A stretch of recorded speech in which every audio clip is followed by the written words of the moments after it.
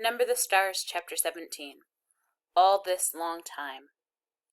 The war would end. Uncle Henrik had said that, and it was true. The war ended almost 2 long years later. Anne-Marie was 12. Church bells rang all over Copenhagen early that May evening. The Danish flag was raised everywhere. People stood in the streets and wept as they sang the national anthem of Denmark. Anne-Marie stood on the balcony of the apartment with her parents and sister and watched. Up and down the street and across on the other side, she could see flags and banners in almost every window. She knew that many of those apartments were empty.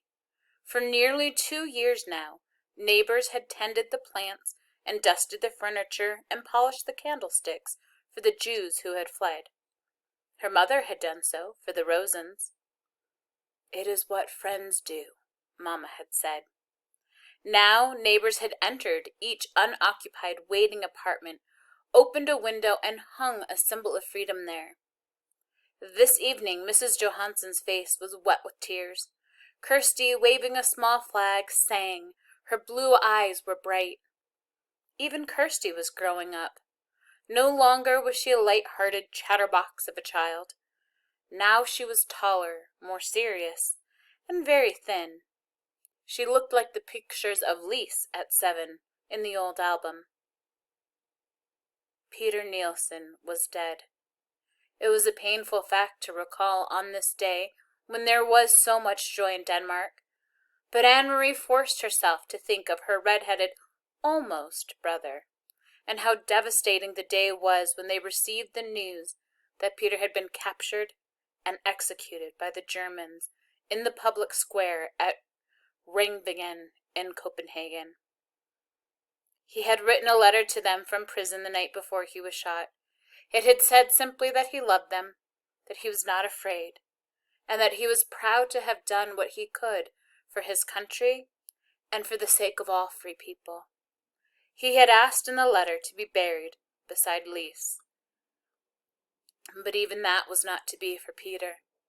The Nazis refused to return the bodies of the young men they shot at Ravingen. They simply buried them where they were killed, and marked the graves only with numbers.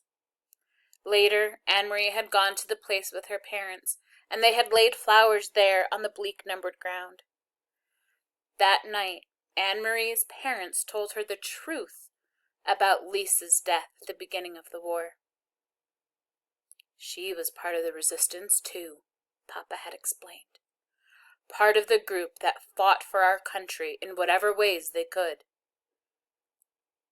"We didn't know," Mama added. "She didn't tell us. Peter told us after she died." "Oh, Papa!" Anne-Marie cried. "Mama, they didn't shoot Lise, did they? The way they did Peter in the public square with people watching?" She wanted to know it all, but was certain that she could bear the knowledge. But Papa shook his head. "She was with Peter and others in a cellar where they held secret meetings to make plans. Somehow the Nazis found out and they raided the place that evening.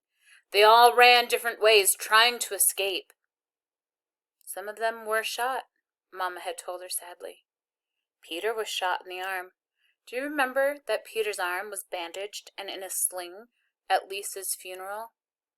He wore a coat over it so that no one would notice, and a hat to hide his red hair. The Nazis were looking for him." Anne-Marie didn't remember. She hadn't noticed. The whole day had been a blur of grief. "But what about Lise?" she asked. "If she wasn't shot, what happened?" From the military car they saw her running and simply ran her down. "So it was true what you said, that she was hit by a car?" "It was true," Papa told her. "They were all so young," Mama said, shaking her head.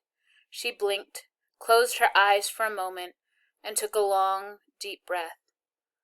"So very young, with so much hope." Now, remembering Lise, Anne-Marie looked from the balcony down into the street. She saw that below, amid the music, singing, and the sound of the church bells, people were dancing. It brought back another memory, the memory of Lise so long ago, wearing the yellow dress, dancing with Peter on the night they had announced their engagement. She turned and went to her bedroom, where the blue trunk still stood in the corner, as it had all these years. Opening it, Anne-Marie saw the yellow dress and had begun to fade. It was discolored at the edges where it had lain so long in folds. Carefully, she spread open the skirt of the dress and found the place where Ellen's necklace lay hidden in the pocket. The little Star of David still gleamed gold.